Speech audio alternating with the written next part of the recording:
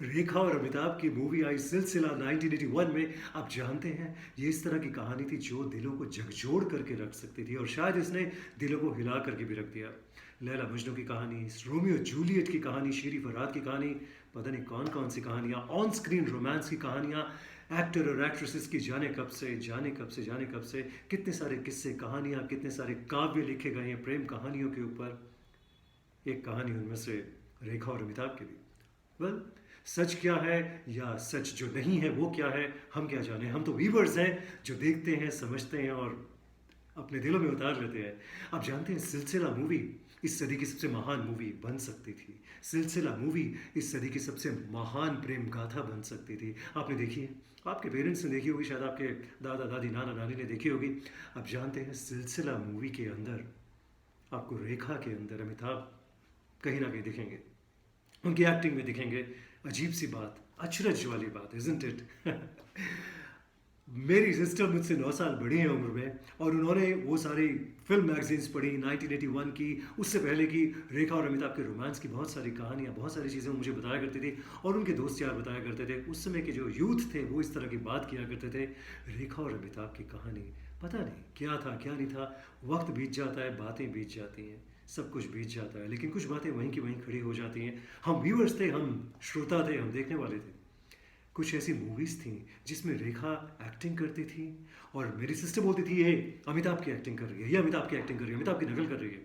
उस समय तो मुझे समझ नहीं आता था, लेकिन कुछ साल के बाद जब देखा बड़े ध्यान से तो ऐसा लगा कि वाह, क्या बात है।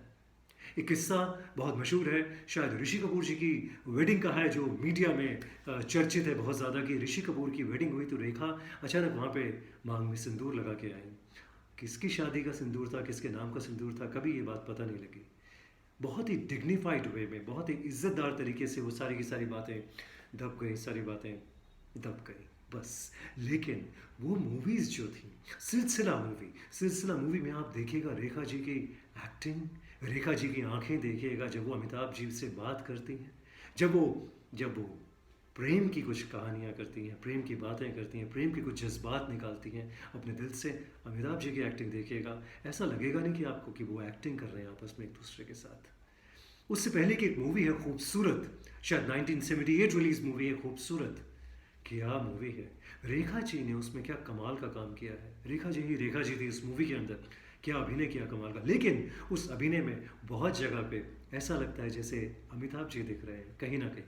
क्या वाकई वो इतना प्यार करती थी उनसे? क्या हो गया अगर ऐसा है तो?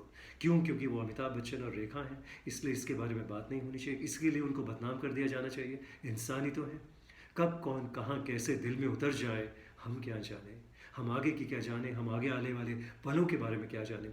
इज्जत से रहे हैं, इज्जतदार लोग हैं, बहुत अच्छी बात है, डिग्निटी से रहे हैं। सिलसिला मूवी रिलीज़ हुई। सिलसिला मूवी रिलीज़ होने के बाद लोगों ने उस मूवी को बिल्कुल एक्सेप्ट नहीं किया।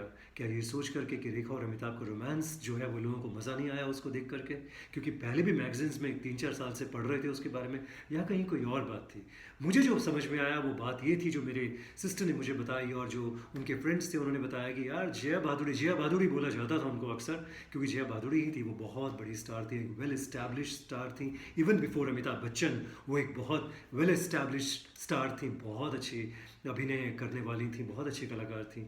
तो लोगों को पता था कि अमिताभ बच्चन और जया तो जो है वो जया बहादुरी जो है वो तो हस्बैंड वाइफ है।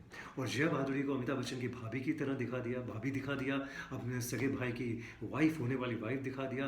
लोगों के दिल में कहाँ ये असलियत उतरने वाली थी, लोगों ने शायद उस चीज़ को बिल्कुल बुरी तरह रिजेक्ट कर दिया। एक सच्चाई पे दूसरी सच्चाई जो थी, एक सच्चाई पे जो फिक्शन थी वो हावी हो गई। फिक्शन ये थी कि जया बच्चन जो है वो अपने शशि कपूर जी की वाइफ बनने वाली हैं, और आगे की सब्सिक्वेंट जो सीक्वेंसेस थे उसके अंदर सिलसिला में शायद वो लोगों ने एक्सेप्ट नहीं करे।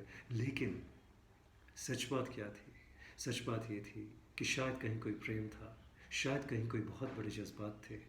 आप मूवी देखिएगा सिलसिला, देखिएगा उनकी आंखों को देखिएगा, ये कहाँ आ गए हम, ये गाना जब आप देखेंगे तो आप रेखा जी की आंखों को देखिएगा, अमिताभ बच्चन जी की आंखों को देखिएगा। एक सीन है जहाँ पे वो एक दूसरे को गले लगाते हैं इसी गाने के अंदर, आप वो देखिएगा, आपको लगेगा कि ये मूवी सदी की सबसे महान प्रेम गाथा बन सकती थी। शायद है भी कहीं ना कहीं वक्त की किसी रॉ में। देखिएगा ज़रूर रेखा और अमिताभ कहानियाँ, वक़्त बीत जाता है, बातें बीत जाती हैं। एक प्रेम कहानी। मेरा नाम तेजेश्वर सिंह है और मैं एक यूट्यूब चैनल शुरू कर चुका हूँ द रेट्रो मैन शो के नाम से, जिसमें ज़िंदगी की बातें हैं, आज की बातें हैं, बीते कुछ वक्तों की बातें हैं, कुछ ऐसी बातें जो हमारे सामने घटनाएं हो गई, अलग अलग टॉपिक की बातें, मज़ेदार बातें, हमारे जज्बातों की बातें, हमारी ज़िंदगियों की बातें, हमारे आंसुओं की बातें, हमारी हंसी की बातें, हमारी ज़िंदगियों की बातें, हमारी हार की बात, हमारी जीत की बात, बहुत प्यारी प्यारी बातें। देखिए, समझिए, कमेंट कीजिए, लाइक कीजिए, मेरे चैनल को सब्सक्राइब कीजिए।